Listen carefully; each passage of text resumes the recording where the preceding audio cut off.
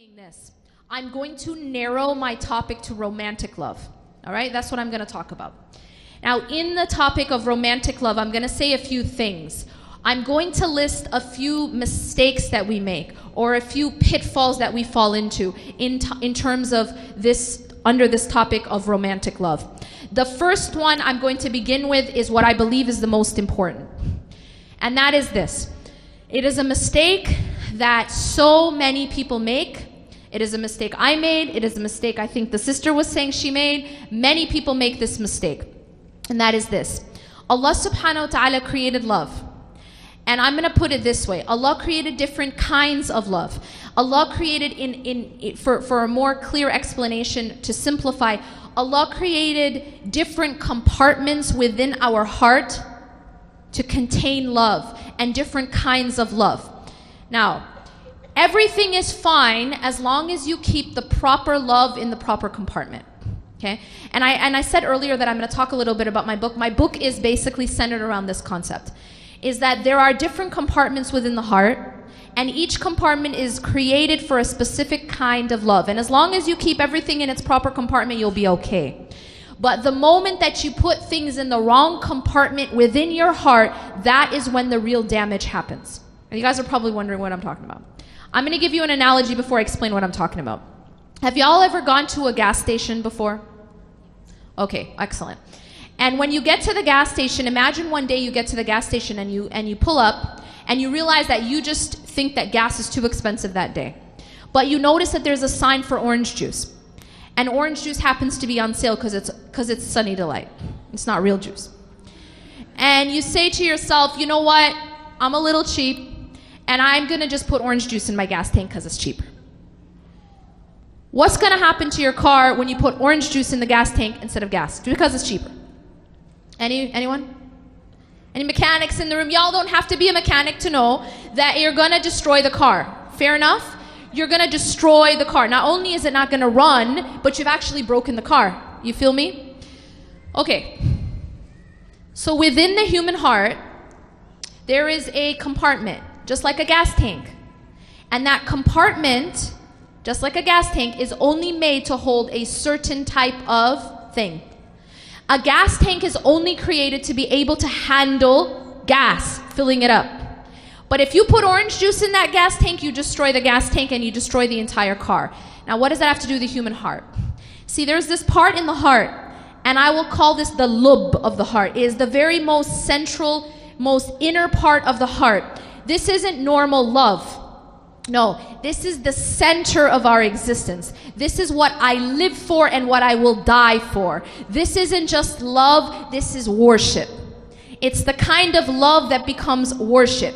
But it's not worship in the sense that you're praying to this thing. People don't pray to money, but they worship money.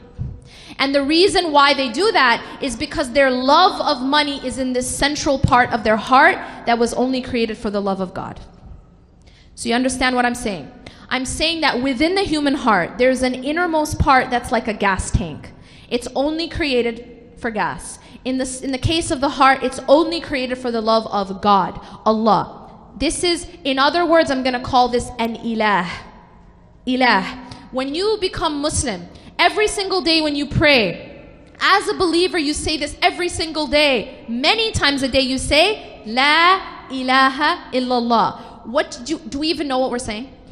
We don't actually know what we're saying. We're not only saying there's no God but Allah. Because then you think, okay, there's no creator but Allah. This is true. But essentially what we're saying is that there's nothing that goes in the core of the heart except for Allah. Except for God. Whatever language you want to say it, the creator, the ultimate, the almighty is the only one who goes in that central part of my heart and of my life. That's what La ilaha illallah is at a core level. And that is why a person will become destroyed if they put anything else in that core level. Just like the car becomes destroyed when you put orange juice in it. Yeah? Just like a car becomes destroyed because you put orange juice in the gas tank, a human being, a society, a family, the entire world becomes destroyed if you put anything else in that core level other than God. And what does that mean? It means if I put money there.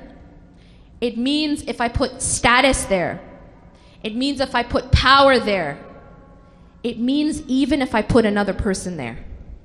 You guys following? I'm talking to a room with a lot of women. And you know, subhanAllah, no one teaches us this. I will tell you I wasn't taught this. Because I was taught, you just love. You just love. Love is always just it, right? It's always, I wasn't taught that there's a wrong and a right way to love. I wasn't, in my Islamic upbringing, this was not taught to me. And I had to learn it the hard way. And I'm talking blood, sweat, and tears. And that's how Reclaim Your Heart happened, by the way. That's how my book happened, is blood, sweat, and tears, learning this one lesson, just this one lesson, the hard way. And I'm here to tell you the easy way. I'm telling you, don't do it. Because what happens is, even another human being, and I'm talking now your spouse, yeah? Like your spouse. Well, you're supposed to love your spouse. But if you put your spouse in that centralmost part of the heart that's saved for Allah, and I'll give you examples, you will actually be destroyed. And when I say you'll be destroyed, I mean that you will endure a lot of pain. I'll just put it that way. You will endure a lot of pain, and you actually cause a lot of pain. Because no one, Allah did not create the human heart to have the capacity to even contain anything else in that central part of your heart. It's like taking something other than Allah and making it an ilah. Believe me, an ilah is not just a stone idol. An ilah is not just a stone idol that you pray to. An ilah is essentially at its root, if you study the term, if you study the root of the word ilah, you see that it is anything that you put at the center of your existence. It becomes that which dictates every single thing you do or don't do. It dictates why you live, why you die. It dictates how you act and how you don't act. An ilah is a master. An ilah is a master.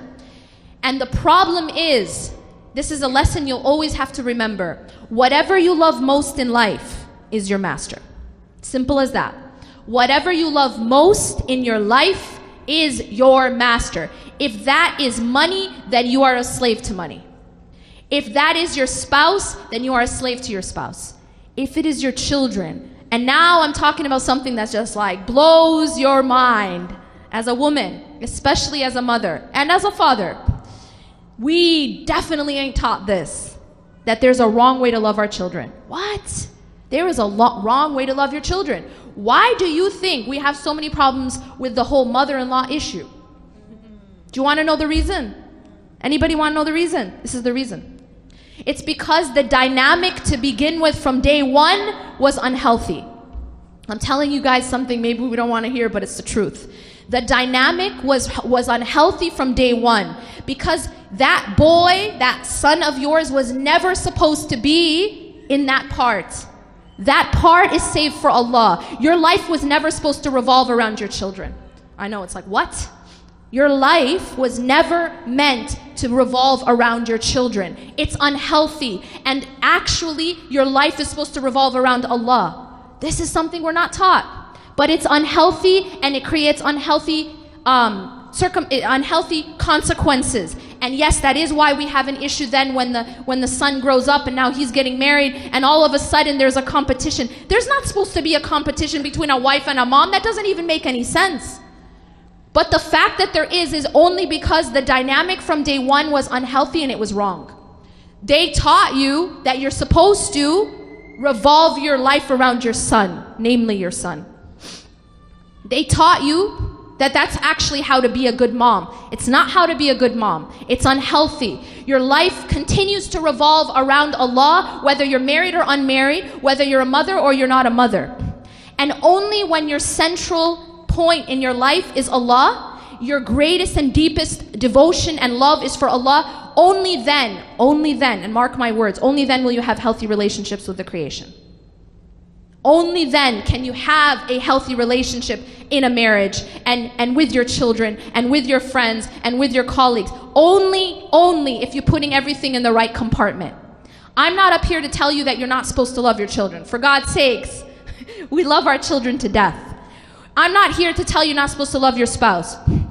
I'm not even telling you not to love money. Love these things. Allah subhanahu wa ta'ala and His Messenger made it halal. But what does Allah warn us from? Allah warns us in the Quran. قُلْ إِن كَانَ آبَاؤُكُمْ أَوْ أَبْنَاؤُكُمْ. Allah in this ayah gives us a list of all halal things. All halal things. Say if your fathers, meaning your parents, your sons, your children. And Allah lists 8, I think, halal things to love. And He says your parents, your children, your spouse, your siblings, your wealth, your business where you fear decline. Is any of this halal? Is any of this haram? Does the ayah say your boyfriend or your gambling or your drinking habits? No, all halal. But Allah warns us, if any one of these things أَحَبَّ إِلَيْكُم مِّنَ اللَّهِ وَرَسُولِهِ is more beloved to you than Allah and His Messenger, that's when you face a problem. Because even the halal, if it's loved in the wrong way, will cause much damage. And this damage will be to yourself and others. So the first thing I want to say is this: we have to put things in their proper place. When we say La ilaha illallah, when we say there's no ilah except for Allah, what we are saying is that nothing else goes in the core of our hearts and in the core of our lives. Nothing else do we revolve our existence around except for our Creator. And that can't be our money, it can't be our business, it can't be even our children or our spouse. It can't be status, it can't be power, it can't be our career. It can't be these things. And I'm going to tell you guys another secret. Remember how I told you about orange juice in the gas tank, right? How do you know? How do you know that you're loving something in the wrong way? I'm going to give you a very easy way to know. It's going to hurt like heck. It's not going to feel good.